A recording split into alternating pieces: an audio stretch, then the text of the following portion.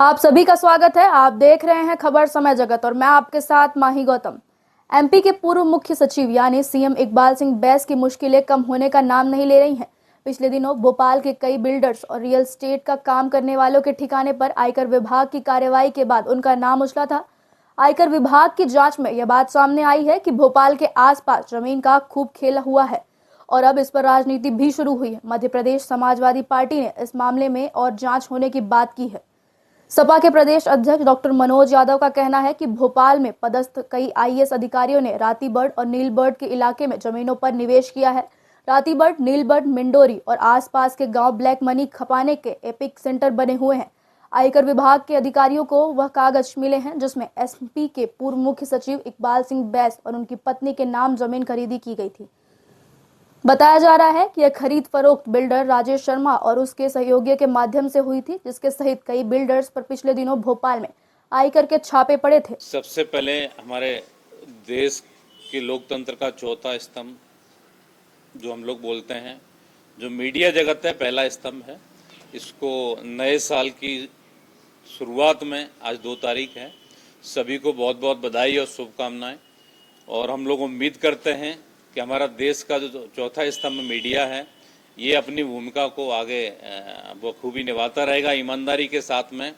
आज महत्वपूर्ण विषय पे जो प्रेस वार्ता बुलाई गई है, क्योंकि आप सभी को ज्ञात है कि पिछले लगभग 10-12 दिनों से जो आरटीओ विभाग का सौरभ शर्मा का कांड चल रहा है, इसमें सरकार अपनी भूमिका निभाना चाह रही है, लेकिन उन्हीं के सहयोगी ऐसा लग रहा है कि उस भूमिका को दबाना चाह रहे हैं।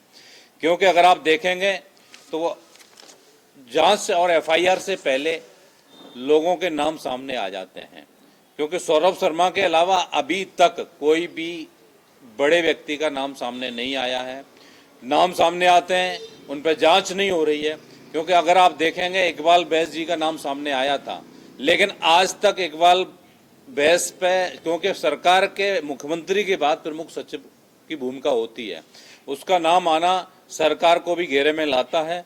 और उन्होंने इतने कुछ प्रोजेक्ट जो यहाँ पे हुए हैं, जो अधिकारी और मंत्री हैं, इनके पैसे भोपाल में जो इन्वेस्ट हो रहे हैं, सौरभ शर्मा कांड से सबके सामने भी आ जाएंगे।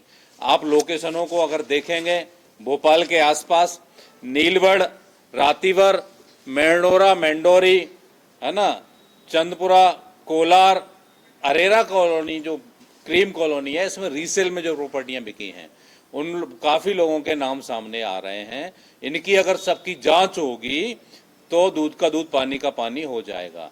क्योंकि भारतीय जनता पार्टी का नारा था, मोदी जी ने दिया था कि मैं प्रधानमंत्री हूं देश का, ना खाऊंगा ना खाने दूंगा, ईमानदार हूं।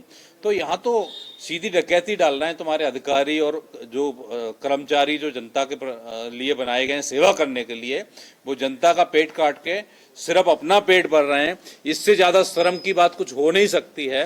क्योंकि यदि आप देखेंगे कि एक लाइलधारी का नाम सामने आ रहा है, क्या है ये लाइलधारी? इसमें बता रहे हैं 2000 करोड़ का लेन देन हुआ है। आप सोचिए, आप कल्पना कर सकते हैं क्या? तो सरकार उसमें कौन कौन से नाम है उनको सामने लाने चाहिए। कल भाजपा के एक वरिष्ठ नेता पूर्व मंत्री गोपाल भार्गव जी का बयान आया है कि मेरा डायरी में नाम नहीं है। इससे प्रतीत होता है कि भाजपा के मंत्री और नेता भी घबराए हुए हैं कि कहीं मेरा नाम ना आ जाए। तो जो भी लाल डायरी में नाम है, सरकार इनको उजागर करे। समाजवादी पार्टी मांग करती है कि सरकार इनको उजागर करे। अगर उजागर जो लोग जिन पर कोई जांच में अगर नहीं पाया जाता है तो निष्पक्ष निर्दोष पाए जाएंगे। उसको लेकर नामों को सामने लाना चाहिए सरकार को। और सबसे पहली बार आप लोगों ने देखा होगा, तो आप लोगों के माध्यम से मैं लोकायुक्त टीम को बधाई देना चाहता हूं कि पुलिस को जो सोना मिला और पैसे मिले, उन्होंने काउंटिंग के साथ में बताया कि इतने ईमानदार पुलिस मध्य प्रदेश की अगर हमारी है, तो मैं आप लोगों के माध्यम से उनको बधाई देता हूं। और 26 जनवरी पे उनको सम्मानित करना चाहिए। ऐसे ईमानदार जो भी पुलिस के लोग हैं, अगर सरकार सम्मानित नहीं करती है तो समाजवादी पार्टी को हमें लिस्ट दे, हम लोग सम्मानित करेंगे।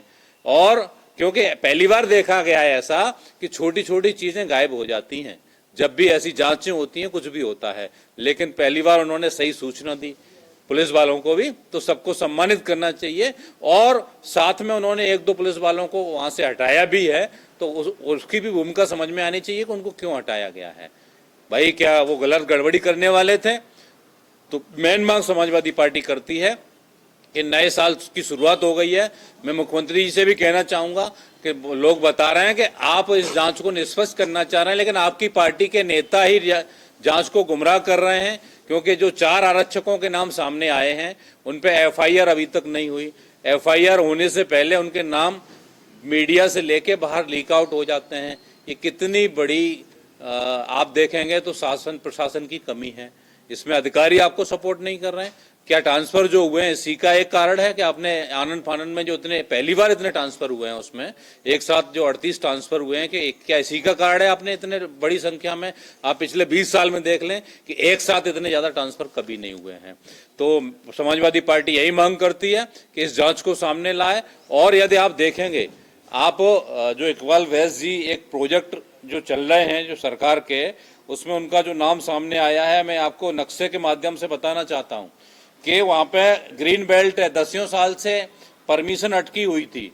जो वहां प्रोजेक्ट चल रहे हैं, राजेश शर्मा की जो कंपनी है उसके द्वारा जो प्रोजेक्ट चलाए जा रहे हैं इतने दिनों से, जो कुणाल बिल्डर्स और सेंट्रल पार्क बिल्डर्स के जो नाम से हैं चीजें, तो जो प्रोजेक्ट 10 साल से परमिशन जिनकी अटकी हुई थी, इकबाल वैस जी जैसे ही सामने उसमें शामिल होते हैं, ग्रीन बेल्ट को हटा के परमिशन दे दी जाती है।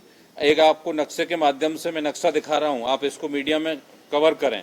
ये पूरा ग्रीन बेल्ट है, आप ये देखेंगे चारों तरफ काफी दायरा ग्रीन बेल्ट में लिया गया है, लेकिन जहां ये प्रोजेक्ट चल रहा है बिल्कुल तालाब के किनारे, ये ग्रीन बेल्ट है, इसको बिल्कुल तालाब के किनारे यहां तक परमिशन दे दी गई है। इससे समझ में आता है कहीं ना कहीं भ्रष्टाचार हुआ है, कहीं ना कहीं कुछ गड़बड़ है। इसकी जांच अभी तक क्यों सामने नहीं आ रही है? ये बहुत बड़ा सवाल है, बहुत बड़ा मुद्दा है। तो अभी तक इकबाल वैस की जांच क्यों नहीं हुई है, मैं सरकार से पूछना चाहता हूं। आप देख रहे थे भोपाल से आदित्य सराठे की रिपोर्ट। इस तरह की खबरों को देखने के लिए सब्सक्राइब करें खबर समय जगत।